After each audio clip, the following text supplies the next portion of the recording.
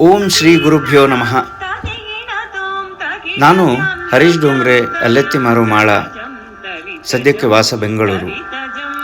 ಇಂದು March 8 ಅಂತಾರಾಷ್ಟ್ರೀಯ ಮಹಿಳಾ ದಿನ. ಇದರ ಅಂಗವಾಗಿ ನಿನ್ನೆ ರಾತ್ರಿ ಶ್ರೀಮತಿ ಶೈಲಜಾ ಜೋಶಿಯವರ ಮನೆಯಲ್ಲಿ ಒಂದು ನಾಟಕ ಮಹಿಳೆಯರೆಲ್ಲ ಸೇರಿ ಅಭಿನಯಿಸಿದ್ದಾರೆ. ಅದರ ಹೆಸರೇ ಮಹಾಕುಂಭ. ನಿಮಗೆಲ್ಲ ತಿಳಿದಂತೆ ಈಗಾಗಲೇ ಮಹಿಳೆಯರು ಶೈಕ್ಷಣಿಕವಾಗಿ, ಸಾಂಸ್ಕೃತಿಕವಾಗಿ, ವೈಚಾರಿಕವಾಗಿ ಹಾಗೂ ಆರ್ಥಿಕವಾಗಿಯೂ ಕೂಡ ಮುಂದುವರೆದಿದ್ದಾರೆ. ಈ ನಾಟಕದಲ್ಲಿ ಅಭಿನಯಿಸಿದ ಕಲಾವಿದೆಯರು ಈಗಾಗಲೇ ಸಾಧನೆಯ ಹಾದಿಯಲ್ಲಿ ನಡೆಯುತ್ತಿದ್ದಾರೆ. ಸಾಧನೆಯ ಹಾದಿಯನ್ನು ಅರಸಿ ನಡೆದಾಗ ಪರಿಹಾಸ್ಯ, ನಿಂದೆ ಸಾಮಾನ್ಯ ಅಲ್ಲವೇ? ಯಾರೋ ಏನೋ ಹೇಳಿದರು ಅಂತ ಮುಂದಿಟ್ಟ ಹೆಜ್ಜೆಯನ್ನು ಹಿಂದಿಡುವುದು ಸರಿಯಲ್ಲ, ಅದಾಗಬಾರದು. ಈ ಸಂದರ್ಭದಲ್ಲಿ ನನಗೆ ಶ್ರೀಯುತ ದಿವಾಕರ ಡೋಂಗ್ರೆಯವರು ಬರೆದ ಒಂದೆರಡು ಚೌಪದಿಗಳು ನೆನಪಾಗುತ್ತಿವೆ. ಅದು ಅವರ ಭಾವಮೌಕ್ತಿಕ ಎಂಬ ಪುಸ್ತಕದಿಂದ ಆರಿಸಿದ್ದು. ಪರಿಹಾಸ್ಯ ನಿಂದೆಗಳ ಮೂಟೆ ಹೊರಿಸಿದರೆನಗೆ ಬಲು ದೂರ ನಡೆದೆನ ಬಳಲಿ ಬೆಂಡಾದೆ, ದಾರಿ ಸವೆದಂತೆಲ್ಲ ಮೂಟೆಯಾಯಿತು ಹಗುರ, ಕಾಣದಿಹ ಕೈಯೆರಡು ಹೊರುತಿಹುದು ಭಾರ. ಇಲ್ಲಿ ಕಾಣದ ಕೈಗಳು ಎಂದಾಕ್ಷಣ ಅದು ಭಗವಂತನದ್ದು ಅಂತ ಬೇರೆ ಏನು ಹೇಳಬೇಕಾದ ಅಗತ್ಯ ಇಲ್ಲ ಅಲ್ವೇ? ಇನ್ನೊಂದು, ಒಂದಗುಳೆ ಸಾಕು ಅನ್ನ ಬೆಂದಿದೆ ಎನ್ನಲು ಎದೆಯ ಭಾವಗಳಿಗೊಂದೇ ಮಾತು, ಒಂದೇ ನೋಟವು ಸಾಕು 100 ಮಾತುಗಳೇಕೆ, ಮನದ ನಿಶ್ಚಯ ಒಂದೇ ಸಾಧನೆಯ ಪಥಕ್ಕೆ. ಶ್ರೀಯುತರು ಬರೆದ ಚೌಪದಿಗಳಲ್ಲಿ ಜೀವನ ಸಾರವೇ ಅಡಗಿದೆ. ಅವರಿಗೆ ಅಭಿನಂದನೆಗಳು. ಈ ನಾಟಕದಲ್ಲಿ ಭಕ್ತಿ ಇದೆ, ಭಾವವಿದೆ, ಜೀವನ ಪ್ರೀತಿ ಇದೆ, ವಿಡಂಬನೆ ಇದೆ. ಯಾವ ಒಂದು ಪ್ರತಿಫಲವನ್ನು ಬಯಸದೆ ಕಲಾವಿದರು ಇದರಲ್ಲಿ ಅಭಿನಯಿಸಿದ್ದಾರೆ, ಪ್ರೀತಿಯಿಂದ ಅಭಿನಯಿಸಿದ್ದಾರೆ.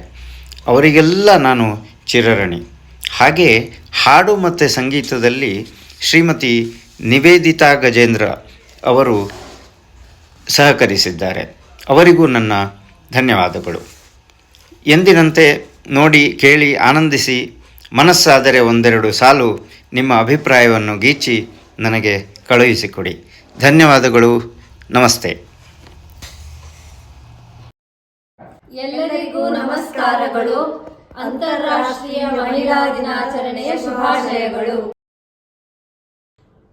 ತುಂಬ ದಿವಸದಿಂದ ನಮಗೆ ಇವತ್ತು ಸಮಯ ಸಿಕ್ಕಿದೆ, ಪುರ್ಸೊತ್ತೇ ಇರಲಿಲ್ಲ.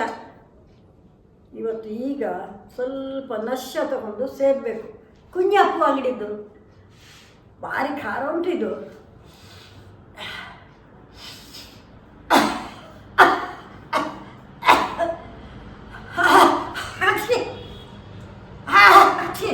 ಏನಮ್ಮ, ಕುಂಭಮೇಳಕ್ಕೆ ಹೋಗಿ ಸ್ನಾನ ಮಾಡಿ ಬಂದು ನೆಗಡಿ ಆಯ್ತಾ ಹೇಗೆ? ಅಲ್ಲಪ್ಪ, ಕುಂಭಮೇಳ ತಾನೇ ಇರ್ತದು. ನಾನು ನಶ್ಯ ಸೇದಿದ್ದು, ಅದು ಖಾರ ಇತ್ತು ಸ್ವಲ್ಪ. ಜಾಸ್ತಿ ಖಾರ ಆಯ್ತಾ ಅಂತ? ಸ್ವಲ್ಪ ಆಯಿತು. ನೀನು ಕುಂಭಮೇಳ ಅಂದಾಗೆ ನೆನಪಾಯ್ತು ನೋಡು. ಕುಂಭಮೇಳದ್ದು ಯಾತ್ರೆ ನಮ್ದು ಭಾರಿ ಚೆನ್ನಾಗಿತ್ತಲ್ವೇನೆ? ಹೌದೌದು, ತುಂಬಾ ಚೆನ್ನಾಗಿತ್ತು. ಆದ್ರೆ ಕಾಲು ನೋಡಿ ನೋವಾಗ್ತಾ ಉಂಟು, ನಡಿಲಿಕ್ಕೆ ಆಗ್ತಾ ಇಲ್ಲ ಅಂತ. ಆದ್ರೆ ನೀವು ಮಾತ್ರ ನಮ್ಗೆಲ್ಲರಿಗಿಂತ ಗಟ್ಟಿ ನೋಡಿ. ಅಜ್ಜಿ ಕಾಫಿ. ಅಮ್ಮ ಕಾಫಿ. ಹೌದು ಕಣೆ, ನಂದು ಗಟ್ಟಿ ಜೀವ. ಸಣ್ಣಕ್ಕೆ ಬಾಲ್ಯದಲ್ಲಿರುವಾಗ ಕುಚಿಲಕ್ಕಿ ಗಂಜಿ ಊಟ ಮಾಡಿದ್ದು ಶರೀರ ಇದು. ಹೌದು, ಆ ಕುಚ್ಚಲಕ್ಕಿ ಗಂಜಿ ಕಥೆ ನೀವು ಹೇಳಿ ಹೇಳಿ ಸಾಕಾಗಿದೆ. ಇನ್ನು ಶುರು ಮಾಡಿ. ಅದು ಮಾವಿನಕಾಯಿ, ಮಿಡಿ ಉಪ್ಪಿನಕಾಯಿ ಅಲ್ವೇನೆ? ಅದು ಅಲ್ಲದೆ ಅದ್ರ ಜೊತೆಗೆ ಹಲಸಿನಕಾಯಿ ಹಪ್ಪಳ, ತೆಂಗಿನೆಣ್ಣೆ ಮತ್ತೆ ಸ್ವಲ್ಪ ಉಪ್ಪು ಅಂತ ಹೀಗೆ ಮುಂದುವರಿತಾನೆ ಇರತ್ತೆ ಆ ಕಥೆ. ಹೌದೌದು. ಕಾಫಿ ಭಾರಿ ಚೆನ್ನಾಗಿತ್ತಲ್ವೇ? ನಾನೇ ಮಾಡಿದ್ದೆ ಅಜ್ಜಿ. ನೀನಾ? ಅದಕ್ಕೆ ನೋಡು, ಸಕ್ಕರೆ, ಹಾಲು, ಪುಡಿ ಎಲ್ಲ ಒಳ್ಳೇದು ಹದ ಇದೆ. ಸೂಪರ್ ಆಗಿತ್ತು ನೋಡಿ. ಎಷ್ಟಾದ್ರೂ ನನ್ನ ಮೊಮ್ಮಗಳಲ್ಲ ನೀನು. ಹೌದೌದು, ನನ್ನ ಮಗಳಲ್ವೇ, ನಾನೇ ಕಾಫಿ ಮಾಡಿಕ್ಕೆ ಹೇಳ್ಕೊಟ್ಟಿದ್ದು. ತುಂಬಾ ಚೆನ್ನಾಗಿದೆ. ಸರಿ ಸರಿ, ನೀವು ನೀವೇ ಹೇಳ್ಕೊಡೋದು, ನಿಮ್ಮ ಬೆನ್ನನ್ನು ನೀವೇ ತಟ್ಕೊಳ್ಳೋದು. ಅಜ್ಜಿ, ನಿಮ್ಮ ಆರೋಗ್ಯ ಹೇಗಿದೆ ಈಗ? ನಂದು ಆರೋಗ್ಯನ ಹಾ ನೋಡು, ಎಷ್ಟು ಚೆನ್ನಾಗಿಲ್ವಾ ನಾನು, ಗುಡ್ಡ ಕಲ್ಲಿನಾಗಿದ್ದೇನೆ. ಸರಿ, ನೀವು ಬಿಡಿ. ಹಾ, ಕೊಡಿ. ಹೌದು, ನನ್ಗೆ ಕಾಲು ನೋವು, ನಿಮ್ಗೆ ಕಾಲು ನೋವಿಲ್ಲ. ಯಾಕೆ ಗೊತ್ತುಂಟೆ? ನಾವಿಬ್ರು ತಾನೇ ನಿಮ್ಮನ್ನ ಜನಗಳ ನಡುವೆ ಹೇಳ್ಕೊಂಡು ಹೋಗಿದ್ದು. ಮತ್ತೆ ಕಾವ್ಯ, ನಂಗೊಂದ್ ಸ್ವಲ್ಪ ಕಾಲ್ ತಿಕ್ಕೆ ರಾತ್ರಿ. ಹೋಗಮ್ಮ, ನಂಗೆ ಈಗ ಪುರ್ಸೊತ್ತಿಲ್ಲ. ಅಪ್ಪಂಗೆ ಹೇಳು, ರಾತ್ರಿ ಕಾಲಿಗೆ ಎಣ್ಣೆ ಹಚ್ತಾರೆ, ಅವ್ರ ಹತ್ರನೇ ಹೇಳು. ಸರಿ ಸರಿ. ಅಷ್ಟಾರೆ ಅಂತಾರೆ. ನಿಂಗೂ ಕಾಲು ನೋವು ಉಂಟೇನೆ? ನಂಗೂ ಸ್ವಲ್ಪ ಇದೆ. ಕಾಲು ನೋವು, ಸೊಂಟ ನೋವು, ಮತ್ತೆ ಗಂಟ್ಲು ನೋವು ಎಲ್ಲ ಇದೆ. ಆದ್ರೆ ಅಲ್ಲಿ ಹೋಗಿ ಬಂದದ್ದು ಮಾತ್ರ ತುಂಬಾ ಖುಷಿ ಆಯ್ತು. ಕಾಲು ನೋವು, ಸೊಂಟ ನೋವು ಅಂತೆ, ಗಂಟ್ಲು ನೋವು. ಸುಮ್ಮನೆ ಮನೆಯಲ್ಲಿ ಕೂತಿರ್ಬೇಕಲ್ವಾ, ಎಲ್ಲ ಸುತ್ತಾಡ್ತಿದ್ರೆ ಇನ್ನೇನಾಗ್ತದೆ? ಆದ್ರೆ ಯಾವಾಗ ಹೋಗತ್ತ ಏನೋ. ಹೌದು. ಆದ್ರೆ ಕುಂಭಮೇಳಕ್ಕೆ ನಾವು ಮೂವರು ಹೋಗಿದ್ದು, 3 ತಲೆಮಾರಿನವರು ಅಲ್ವೇ? ತುಂಬಾ ವಿಶೇಷ ಅಲ್ವೇನೆ? ಹೌದು, ನಿಜ. ಹೇಳಮ್ಮ, ಕುಂಭಮೇಳದಲ್ಲಿ ಗಂಗಾ ಸ್ನಾನ ಮಾಡಿರೋದು ಅದೆಲ್ಲ ಕತೆ ಹೇಳು ಸ್ವಲ್ಪ. ಕತೆ ಹೇಳಲಿಕ್ಕೆ ನೀವೇ ಪುರಾಣ ಬಿಡ್ತೀರಲ್ಲ ಯಾವಾಗ್ಲೂ. ಓ ಹಾಗೆ. ಕುಂಭಮೇಳದ್ದು ಗಂಗಾ ಸ್ನಾನ ಉಂಟಲ್ವಾ, ಅದು ಎಲ್ಲರೂ 3 ಮುಳುಗು ಹಾಕೋದು ಹೇಳೋದಂತೆ. ಅದು ಪುಣ್ಯ ಸ್ನಾನ ಅಂತ ಅಂತಾರೆ. ಹಾಗೇನೆ ಅದು ಒಂದು ಯಾವ್ದು ಗೊತ್ತುಂಟಾ, ಆ ಸಮುದ್ರ ಮಥನ ಕಥೆಗೂ ಈ ಕುಂಭಮೇಳಕ್ಕೂ ಒಂದು ಅವಿನಾಭಾವ ಸಂಬಂಧ ಉಂಟಂತೆ. ನಾನು ಒಂದು ಕತೆ ಹೇಳ. ಹೇಳಿ. ನಿಮ್ಮ ಗೆಳತಿಯರು ಸದ್ಯ ಯಾರು ಬರ್ಲಿಲ್ಲ ಅಂತ ಕಾಣುತ್ತೆ, ಅದಕ್ಕೆ ಈಗ ನಾವಿಬ್ರು ಸಿಕ್ಕಿದೀವಿ. ಕತೆ ಹೇಳಿ. ಇವತ್ತು ನೋಡು, ಮಾತಾಡ್ಲಿಕ್ಕೆ ಕೂತದ್ದು ಅಜ್ಜಿ ಕಥೆಗಳೇ ಬೇಕು ನಿಮ್ಗೆಲ್ಲ. ಮತ್ತೆ ಈಗ ದೊಡ್ಡವಾಡಿಲ್ವಾ ನಿನ್ನನ್ನ? ನೋಡು, ಸಮುದ್ರ ಮಥನ ಆ ಕಾಲದಲ್ಲಿ ಆಗಿತ್ತಂತೆ. ರಾಕ್ಷಸರು ಮತ್ತೆ ದೇವತೆಗಳು ಸಮುದ್ರ ಮಥನ ಮಾಡುವಾಗ ವಿಷ ಬಂದಂತೆ. ನೋಡು, ಆ ವಿಷವನ್ನು ಪರಶಿವನು ಕುಡ್ದು ಗಂಟ್ಲಲ್ಲೇ ಇಟ್ಕೊಂಡಂತೆ. ಹೌದು ಹೌದು ಹೌದು. ಇಲ್ಲಾಂದ್ರೆ ಪ್ರಪಂಚಕ್ಕೆಲ್ಲ ವಿಷ ಹರಡ್ತಿತ್ತು.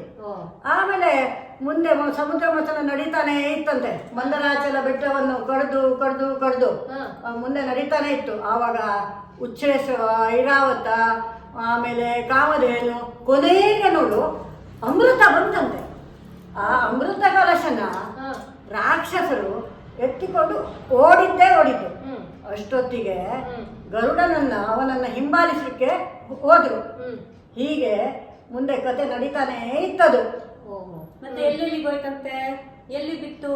ಅದು 4 ಜಾಗದಲ್ಲಿ ಬಿದ್ದಿದೆ ನೋಡಿ, ಹನಿ ಹನಿಯಾಗಿ. ಒಂದು ಪ್ರಯಾಗ, ಆಮೇಲೆ ಇನ್ಯಾವುದೇ ಅದು ತ್ರ್ಯಂಬಕೇಶ್ವರ, ಉಜ್ಜಯಿನಿ, ಹರಿದ್ವಾರ, ಹೀಗೆ ಒಟ್ಟು 4 ಜಾಗದಲ್ಲಿ ಬಿತ್ತು. ಅದು ಪವಿತ್ರವಾಗಿದೆ. ಸರಿ, ನಿಮ್ಗೆಲ್ಲ ಮರ್ತೋಗಿದೆ. ಈಗ ನಾನು ಹೇಳ್ತೇನೆ ಕೇಳಿ. ಹೀಗೆ ಈ ಅಮೃತ ಕಲಶ ಕೊನೆಯದಾಗಿ ಅಮೋಹಿನಿಯ ಚಮತ್ಕಾರದಿಂದ ದೇವತೆಗಳ ಕೈಯಲ್ಲೇ ಉಳಿತಂತೆ. ಹಾಗಾಗಿ ಈ ಪುರಾಣದ ಹಿನ್ನೆಲೆಯಲ್ಲಿ ಈ 4 ಜಾಗಗಳಲ್ಲಿ ಕುಂಭಮೇಳ ನಡೆಸಲಾಗ್ತದಂತೆ. ಅಜ್ಜಿ, ಪರವಾಗಿಲ್ಲ, ನೀನು ಬಹಳ ತುಂಬಾ ತಿಳ್ಕೊಂಡಿದ್ಯಾ. ನೀನು ಗಟ್ಟಿಗಿತ್ತಿನೇ ಬಿಡು. ಬದುಕಿದ್ರೆ ನಿಮ್ಮಂತೆನೆ ಬದುಕಬೇಕು. ನೀವು ಭಜನೆ, ಕಿಟ್ಟಿ ಪಾರ್ಟಿ ಎಲ್ಲದಕ್ಕೂ ಸೈ. ಆಮೇಲೆ ನೀವು ಯಕ್ಷಗಾನ ವೇಷ ಹಾಕಿದ್ರೆ ಅದ್ರಲ್ಲೇ ಮುಳುಗ್ ಹೋಗ್ತಿರಲ್ಲ, ಪರಕಾಯ ಪ್ರವೇಶ ಮಾಡ್ತಿರಲ್ಲ ನೀವು. ಆಗ ನೀವು ನೀವಾಗಿಯೇ ಇರೋಲ್ಲ. ಅದನ್ನು ನೋಡಲು ಬಹಳ ಸಂತೋಷ ಆಗತ್ತೆ. ಜಾಸ್ತಿ ಹೊಗಳ್ಬೇಡ. ಇದೆಲ್ಲ ನಮ್ಮ ಅಮ್ಮ ನನಗೆ ಹೇಳಿಕೊಟ್ಟದ್ದು. ನೀವೇ ನಮ್ಗೊಂದು ಸ್ಫೂರ್ತಿ. ಹೌದು, ನಮ್ಮ ತಾಯಿ ಹೇಳ್ಕೊಟ್ಟಿದ್ದಲ್ವಾ, ಹೆಣ್ಣು ಮಕ್ಕಳು ಮುಂದುವರಿಬೇಕು, ಸ್ವತಂತ್ರವಾಗಿ ಇರಬೇಕು, ಅವ್ರ ಕಾಲ ಮೇಲೆ ಅವರು ನಿಲ್ಬೇಕು, ಸಮಾಜ ಸೇವೆ ಮಾಡಬೇಕು, ಹೀಗೆ. ಆಮೇಲೆ ನಾವು ವೇಷ ಕಟ್ಟಿದ್ರೆ ಅದನ್ನು ಸರಿಯಾಗಿ ನಿಭಾಯಿಸ್ಕೊಂಡು ಹೋಗ್ಬೇಕಲ್ವೇ. ನೀವೇನು ಕಮ್ಮಿ ಇದ್ದೀರಿ? ನಿಮ್ಮನ್ನು ನಾನು ಇಲ್ಲಿಗೆ ಬಂದ ಮೇಲೆ ವರ್ಷನನ್ನು ಸರಿಯಾಗಿ ತಿದ್ದಿ ಬುದ್ಧಿ ಮಾಡಿದ್ದೇನಲ್ಲ, ಹಾಗೇನೆ ನೀನು ಕೂಡ ಏನು ಕಮ್ಮಿ ಇದ್ದೀಯಾ? ಎಲ್ಲ ಕಷ್ಟಪಟ್ಟು ದುಡ್ದು ಸಂಪಾದನೆ ಮಾಡಿ ಸಮಾಜವನ್ನು ಸರಿಯಾಗಿ ನೋಡಿಕೊಂಡು ಸಮಾಜ ಸೇವೆಯನ್ನು ಮಾಡ್ತಾ ಇದ್ದೀಯಲ್ಲೇ. ನನಗೆ ಇದೇ ಭಾರಿ ಸಂತೋಷ ಆಗ್ತದೆ ನೋಡು, ಹೆಮ್ಮೆ ನನಗೆ.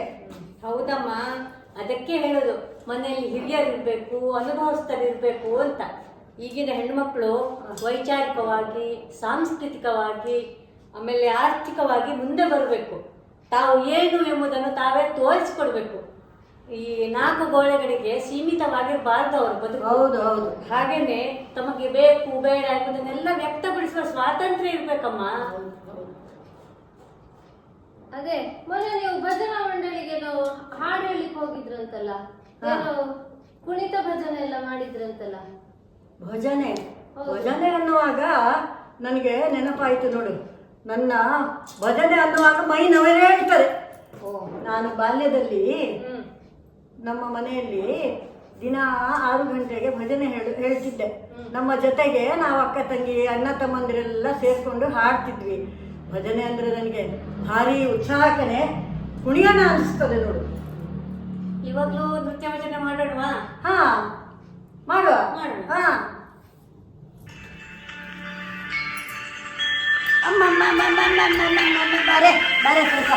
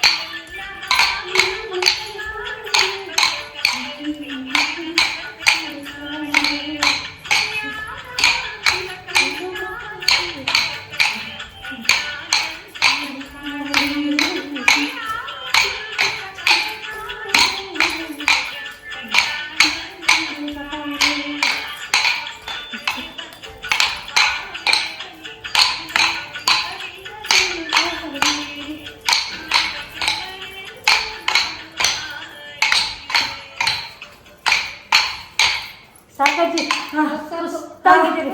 ಹೌದಪ್ಪ, ಹೌದು. ನಿಮ್ಮ ಜೊತೆ ಕುಣಿಯೋದೇ ಒಂದು. ಹಾ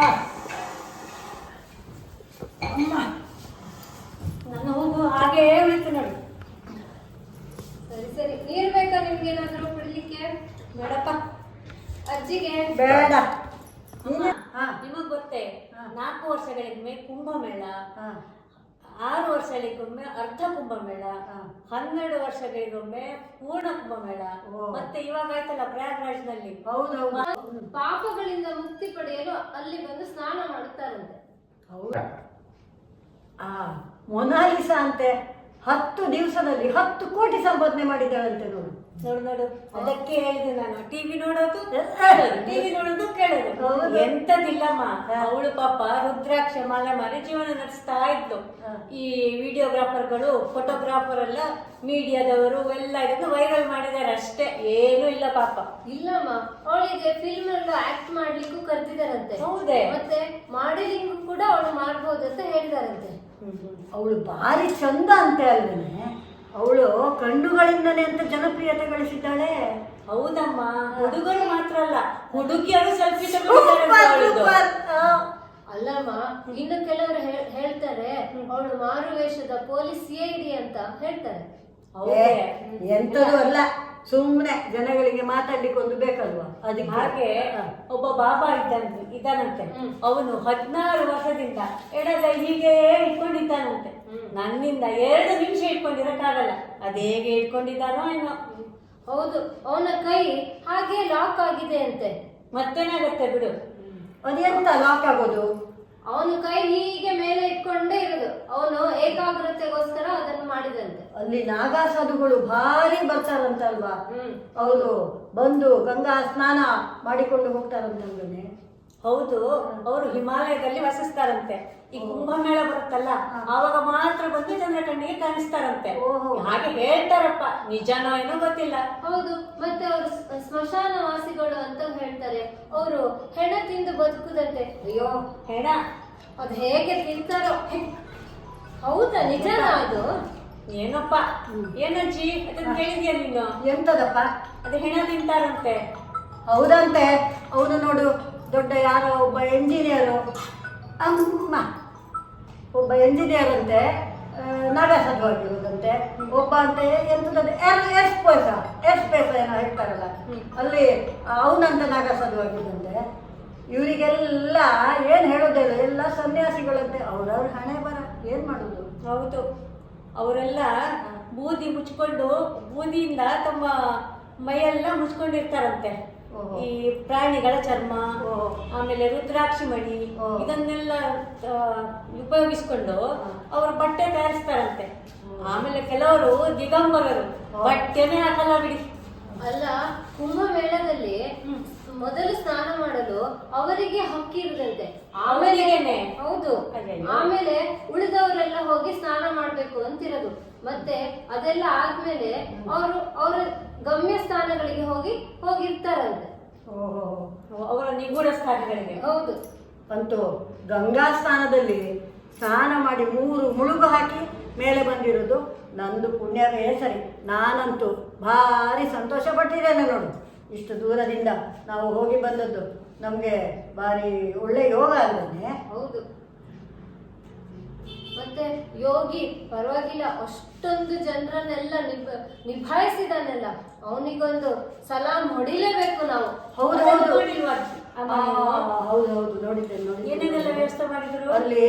ಊಟದ ವ್ಯವಸ್ಥೆ, ಮತ್ತೆ ವಸತಿ, ಆಮೇಲೆ ಶೌಚಾಲಯಗಳು, ಆಮೇಲೆ ವಾಹನ ಸೌಕರ್ಯಗಳು ಎಲ್ಲದನ್ನು ಮಾಡಿದ್ದಾನೆ ನೋಡು. ಅಲ್ಲಿ ಕರೆಂಟ್ ಬೇಕು ಎಲ್ಲರಿಗೂ. ಅದು ಯೋಗಿ ಸರ್ಕಾರಕ್ಕೆ ಒಂದು ಜೈ ನೋಡು. ಹೌದು, ಅವನು ಅಷ್ಟೇ ಮಾಡಿದ್ರು ಒಳ್ಳೆ ಕೆಲಸ ಮಾಡಿದ್ರು, ಕೆಟ್ಟ ಕೆಲಸ ಮಾಡಿದ್ರು, ಹಿಂದಗಡೆನ ಮಾತಾಡೋರು ಇರ್ತಾರೆ ನೋಡು. ಅದು ಸರಿ ಇಲ್ಲ, ಇದು ಸರಿ ಇಲ್ಲ, ನೀರು ಶುದ್ಧ ಇಲ್ಲ, ಎಲ್ಲ ಅತೃಪ್ತ ಆತ್ಮಗಳು. ಹೌದಪ್ಪ. ಅದೇ, ಮತ್ತೆ ಅಷ್ಟೊಂದು ಜನ ಉಳಿದಿದ್ರೆ ಇನ್ನೇನಾಗುತ್ತೆ? ಮತ್ತೆ ಅಷ್ಟು ಯಾರು ಕೋಟಿ ಜನ ಮಾಡಿದ್ದು ಎಂಥದಾಗ್ತದೆ? ಏನೂ ಆಗಲ್ಲ. ಗಂಗಾ ನದಿಯು ಅತಿ ಪವಿತ್ರವಾಗಿದ್ದು ನಾವೆಲ್ಲ ನೋಡಿದ್ದೇವಲ್ವ, ಏನೂ ಆಗೋದಿಲ್ಲ. ಮೊನ್ನೆ ಒಬ್ಬ ವಿಡಿಯೋ ಮಾಡಿ ಕಳಿಸಿದ್ದಾನೆ. ನೀರನ್ನು ತೆಗೆದು ಹೀಗೆ ಅದನ್ನು ಶುದ್ಧೀಕರಿಸಿದ್ದು, ಅದಕ್ಕೆ ಏನೋ ಒಂದು ಹಾಕಿದ ಔಷಧಿ, ಆಮೇಲೆ ನೀರು ತೋರಿಸ್ದ, ಎಂಥದ್ದು ಮಲಿನ ಇಲ್ಲ ಅಂತ ಹೇಳ್ದ. ಗೊತ್ತುಂಟಾ? ನಾನಂತೂ ಪರಮ ಪಾವನಾಗಿದ್ದೇನೆ ನೋಡು ಗಂಗಾ ನದಿ. ಮತ್ತೆ ಕುಂಭಮೇಳದಿಂದ ಎಲ್ಲರೂ ಗಂಗೆ ಅಪವಿತ್ರ ಆದ್ರು ಅಂತ ಹೇಳಲ್ವೇ? ಇಲ್ಲ, ಗಂಗೆ ಪವಿತ್ರತೆನೆ. ಗಂಗೆ ಪವಿತ್ರತೆಗೆ, ಶುದ್ಧತೆಗೆ ಅವಳು ಶ್ರೇಷ್ಠಳು. ಅವಳಲ್ಲೇ ಒಂದು ಶಕ್ತಿ ಉಂಟಂತೆ ನೋಡು. ರೋಗ ನಿರೋಧಕ ಶಕ್ತಿಯನ್ನು ಉತ್ಪನ್ನ ಮಾಡುವುದು ಆ ಭೂಮಿಯಲ್ಲೇ ಇದೆ, ಆ ನದಿಯಲ್ಲೇ ಇದೆ. ಆದ್ರೆ ಈ ನಮ್ಮ ಜನಗಳಿಗೆ ಪವಿತ್ರ ಸ್ನಾನ ಅಂದ್ರೆ ಏನಂತಲೇ ಗೊತ್ತಿಲ್ಲ. ಈ ಶಾಂಪು ಸೋಪು ತಗೊಂಡೋಗಿ ಸ್ನಾನ ಮಾಡ್ತಾರೆ, ಕೆಟ್ಟ ಜನ. ಹೌದಾ? ಮತ್ತೆ ಅಲ್ಲಮ್ಮ, ಸ್ವಿಮ್ಮಿಂಗ್ ಪೂಲ್ ನಲ್ಲಿ ಇಳಿಯೋ ಮೊದ್ಲು ಸ್ನಾನ ಮಾಡಿ ಬನ್ನಿ ಅಂತ ಹೇಳಲ್ವೇ? ಗಂಗಾ ಸ್ನಾನ ಮಾಡೋ ಮೊದ್ಲು ಮನೆಯಲ್ಲಿ ಸ್ನಾನ ಮಾಡಿ ಹೋಗ್ಬೇಕಲ್ವಾ? ಹೋಗ್ಬೇಕು. ನೋಡು, ದೆಹಲಿಯಲ್ಲಿ ಎಲ್ಲ ಮಾಲಿನ್ಯ ಮಾಲಿನ್ಯ ಅಂತಾರೆ. ಆದ್ರೆ ನೋಡು, ಇದರಲ್ಲಿ ದೀಪಾವಳಿ ಸಮಯದಲ್ಲಿ ಎಲ್ಲ ಪಟಾಕಿ ಹೊಡೆದು ಅದು ಇದು ಮಾಲಿನ್ಯ ಅಂತ ಅದನ್ನು ಬೇರೆ ಎತ್ತಿ ಹೇಳ್ತಾರೆ. ಇದು ಹೀಗಾಯ್ತು ನೀನು ಹೇಳಿದ ಕತೆ. ಹಾಗೇನೆ ಗಣೇಶನನ್ನು ಮುಳುಗಿಸಿದ್ರೆ ಅದು ಮಾಲಿನ್ಯ ಅಂತ ಹೇಳ್ತಾರಲ್ಲ. ಹೌದು ಹೌದು. ಈಗ ಬಿಡಿ, ಮಣ್ಣಿನ ಗಣಪತಿಯನ್ನೇ ನೀರಿನಲ್ಲಿ ಮುಳುಗಿಸ್ಬೇಕು ಅಂತಿದೆಯಲ್ಲ, ಕಲ್ಲರ್ ಎಲ್ಲ ಹಾಕುವಾಗಿಲ್ವಲ್ಲ? ಹಾಕುವಾಗಿಲ್ಲ, ಆದ್ರೆ ಮಾಡ್ತಾರಲ್ಲ, ಜನರಿಗೆ ಕಾಣ್ಬೇಕಲ್ಲ ಅದು. ಅಂತೂ ನಮ್ದು ಏನೇನು ಇದು ಯಾತ್ರೆಯು ಸಾರ್ಥಕ ಆಯ್ತು ಅಲ್ವಾ? ಹೌದು. ಈ ಸಾರ್ಥಕಕ್ಕೆ ಏನು ಹೇಳೋದು ಹೇಳು? ಮತ್ತೆ ನದಿ ಅಂದ್ರೆ ತಾಯಿಗೆ ಸಮಾನ ಅಲ್ವೇ ಅಮ್ಮ? ಹೌದು. ಅದ್ರಲ್ಲಿ ನಾವು ಸ್ನಾನ ಮಾಡಿದ್ರೆ ಬೇರೆಯವರು ಸ್ನಾನ ಮಾಡ್ತಾರೆ ಅಂತ ಜನಕ್ಕೆ ಗೊತ್ತಿರಬೇಕು. ಸ್ನಾನ ಮಾಡ್ತಾರೆ, ಬಟ್ಟೆ ಅಲ್ಲೇ ಬಿಟ್ಬಿಟ್ಟು ಬರ್ತಾರೆ. ಹೇಗ್ ಮಾಡ್ತಾರೋ ದೇವನೇ ಬಲ್ಲ. ಅಲ್ಲ, ಪಾಪ ಕಳೀಲಿಕ್ಕೆ ಅಂತ ಹೋಗ್ತಾರೆ. ಈಗೆಲ್ಲ ಮಾಡಿದ್ರೆ ಪಾಪ ಕಟ್ಟಿಕೊಂಡೇ ಬರ್ತಾರೆ, ಪಾಪ ಗ್ಯಾರಂಟಿ ಕಳೆದವಲ್ಲ. ಇನ್ನು ಮೋದಿ ಅದಕ್ಕೆ ಕೂಡ ಒಂದು ಏನಾದ್ರು ಕಾನೂನು ತರಬೇಕೋ ಏನೋ ಅಲ್ವಾ? ಹೌದೌದು. ಆದ್ರೂ ಯೋಗಿ ಸರ್ಕಾರ ಪ್ರಯಾಗ್ರಾಜ್ನಲ್ಲಿ ಅಲ್ಲಿ ಕೆಲಸ ಮಾಡಿದವರಿಗೆಲ್ಲ ಚೆನ್ನಾಗಿ ನೋಡ್ಕೊಂಡಿದ್ದಾರೆ. ಬೋನಸ್ಸು, ಅವರಿಗೆ ಬೇಕಾಗುವ ಎಲ್ಲ ಸವಲತ್ತುಗಳನ್ನು ಕೊಟ್ಟಿದ್ದಾನೆ. ಮತ್ತೆ 10 ದಿನದ ರಜೆಯನ್ನು ಕೂಡ ಘೋಷಿಸಿದ್ದಾನೆ. ಮತ್ತೆ ಅಲ್ಲಿ ಒಬ್ಬ ದೋಣಿಯಲ್ಲಿ ಎಲ್ಲ ಜನರನ್ನು ಕರ್ಕೊಂಡು ಹೋಗ್ತಿದ್ನಲ್ಲ, ಅವನಿಗೂ ತುಂಬಾ ಲಾಭ ಆಗಿದೆ ಅಂತೆ. ಅವನು ಇಷ್ಟು ದಿನ ಆ ದುಡ್ಡನ್ನೇ ಅಷ್ಟು ದುಡ್ಡನ್ನು ಕೂಡ ಕಂಡಿಲ್ಲ ಅಂತೆ. ಎಲ್ಲರಿಗೂ ಆರ್ಥಿಕತೆಯಿಂದ ತುಂಬಾ ಇದಾಗಿದೆ, ಮುಕ್ತರಾಗಿದ್ದಾರೆ ಅಲ್ವಾ? ಆರ್ಥಿಕ ಸಂಕಷ್ಟದಿಂದ ಮುಕ್ತರಾಗಿದ್ದಾರೆ. ಉದ್ಯೋಗ ಅವಕಾಶ ಸಿಕ್ಕಿದೆ. ಹೌದು, ಸರ್ಕಾರಕ್ಕೆ ಆರ್ಥಿಕತೆ ಬಂದಿದೆ. ಯೋಗಿ ಅವರು ಮಹಾಯೋಗಿಯೇ ಸರಿ ಅಲ್ವಾ? ನಮ್ಮ ಭಾರತಕ್ಕೆ ಹೀಗೆ ಇಂಥದ್ದೇ ಒಬ್ರು ಮಂತ್ರಿಗಳು ಬೇಕಾಗಿತ್ತು. ಅದಕ್ಕೆ ಅಲ್ವಾ ಹೇಳೋದು ದೃಷ್ಟಿ ಅಂತೆ ಸೃಷ್ಟಿ ಅಂತ. ಅದಕ್ಕೆ ಆ ಸರ್ಕಾರಕ್ಕೂ ತುಂಬಾ ಉಪಯೋಗ ಆಗಿದೆ ಅದರಿಂದ. ಅಂತೂ ನಮಗೆ ಇದು ಭಾರಿ ಈ ಸಂದರ್ಭದಲ್ಲಿ ಒಂದು ಸಿಕ್ಕಿರೋ ಅವಕಾಶ ಉಂಟಲ್ವಾ ಮಹಿಳೆಯರಿಗೆ, ಅದು ಭಾರಿ ನನಗೆ ಸಂತೋಷ ತರ್ತಾ ಇದೆ, ಭಾರಿ ಖುಷಿಯನ್ನು ಕೊಡ್ತಾ ಇದೆ. ನಾವು ಹೆಂಗಸರು ಯಾವುದರಲ್ಲಿ ಕಮ್ಮಿ ಇಲ್ಲ ಅಂತ ಆಯ್ತು ಇವಾಗ ಅಲ್ವಾ? ಇದು ಮುಂದುವರಿದ ಭಾರತ. ಹೌದು, ಮಹಿಳೆಯರೆಲ್ಲರೂ ಸ್ವಾವಲಂಬಿಗಳಾಗ್ತಿದ್ದಾರೆ ಈಗ. ಹೌದು. ಇಂದಿನ ಕಾಲದಲ್ಲಿ ಕಾಶಿಗೆ ಹೋಗೋದು ಅಂದರೆ ಮಹಾ ಯಾತ್ರೆ ಆಗಿತ್ತು ಅದು. ಆವಾಗ ಎಲ್ಲ ಜವಾಬ್ದಾರಿಗಳನ್ನು ಕಳೆದುಕೊಂಡು ಪುಣ್ಯ ಸ್ನಾನ ಮಾಡಲಿಕ್ಕೆ, ಕುಟುಂಬಕ್ಕೆ ಒಳ್ಳೆಯದಾಗಲಿ ಅಂತ ಹೋಗೋದು, ಕಾಶಿ ತೀರ್ಥ ಕೊಡೋದು, ಹೀಗೆಲ್ಲ ಇತ್ತು. ಆದರೆ ಕಾಶಿಗೆ ಹೋದವನು ತಿರುಗಿ ಬರ್ತಾನೆ ಅಂತ ಯಾರ್ದು ಗ್ಯಾರಂಟಿ ಇರಲಿಲ್ಲ. ಈಗ ಹಾಗಲ್ಲ. ಈಗ ಪ್ರತಿಯೊಬ್ಬರು ಕಾಶಿಗೆ ಹೋಗ್ತಾರೆ. ಒಂದು ಪ್ರಯಾಗರಾಜ್ ಅಂದ ತಕ್ಷಣ ಏನು ಜನ ಹೋದ್ರು. ಭಕ್ತಿ ಉಂಟೋ ಭಕ್ತಿ ಇಲ್ವೋ ಗೊತ್ತಿಲ್ಲ. ಆದರೆ ಅಲ್ಲಿಂದ ನಮಗಂತೂ ತೀರ್ಥ ಅಂತೂ ಬಂದಿದೆ ಕುಂಭಮೇಳದ್ದು. ಇದು ಸತ್ಯ. ನಮ್ಮ ಕುಟುಂಬದಲ್ಲಿ ಆ ಕಾಲದಲ್ಲಿ ನನ್ನ ಯಜಮಾನ್ರ ತಂದೆ ಅಂದರೆ ಮಾವ ಅವರು ಕಾಶಿಗೆ ನಾನು ಹೋಗ್ತೇನೆ ಅಂಥೇಳಿ ಮನೆಯಲ್ಲೆಲ್ಲ ವ್ಯವಸ್ಥೆ ಮಾಡಿ, ಅಡಿಗೆ, ಊಟ, ತಿಂಡಿ, ಸಾಮಾನು, ಮನೆ ಮಾಡು ಎಲ್ಲ ಸೋಗೆನೆಲ್ಲ ಹಂಚಿ ಹಾಕಿಸಿ, ಆಮೇಲೆ ನಾನು ಇಂಥ ದಿವಸ ಹೋಗ್ತೇನೆ, ಇಂಥ ದಿವಸ ಪ್ರಯಾಗರಾಜದಲ್ಲಿ ಇರ್ತೇನೆ ಅಂತೇಳಿ ಒಂದು 10 ಜನ ಹೋದವಳು. ಆಮೇಲೆ ನಾನು ತಿರುಗಿ ಬರ್ತೇನೆ ಅಂತ ನಿಘಂಟಿಲ್ಲ ಅಂತ ಹೇಳಿದವಳು. ಅವರು ಜ್ಯೋತಿಷಿಗಳು ಆಗಿದ್ದರು. ಹಾಗೆ ಅವರ ಜೊತೆಗೆ ಹೋದವರು ವಾಪಸ್ ಬಂದಿದ್ದಾರೆ. ನನ್ನ ಮಾವನವರು ತಿರುಗಿ ಬರಲೇ ಇಲ್ಲ. ಹೀಗೆ ಇಷ್ಟು ಸತ್ಯತೆ ಇತ್ತು ಆ ಕಾಲದಲ್ಲಿ. ಅಂತಾರಾಷ್ಟ್ರೀಯ ಮಹಿಳಾ ದಿನಾಚರಣೆಯ ಶುಭಾಶಯಗಳು.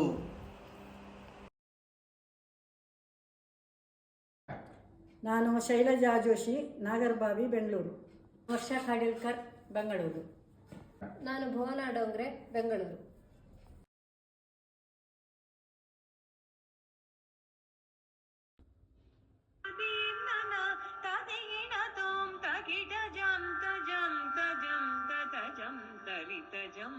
ತರಿತಜಂ ತರಿತನಾದ್ರದೀಂ ತನನ ತಿಲ್ಲಿಲ್ಲನ ತಿಲ್ಲಿಲ್ಲನ ನಾದ್ರದೀಂ ದೀಂ ನಾದ್ರದೀಂ ನಾದ್ರದೀಂ ನಾದ್ರದೀಂ ನನಾದೀಂ ನನಾದೀಂ ತಗಿಡ ಜಂ ತಜಂ ತಜ ತರಿತಜಂ ತರಿತನ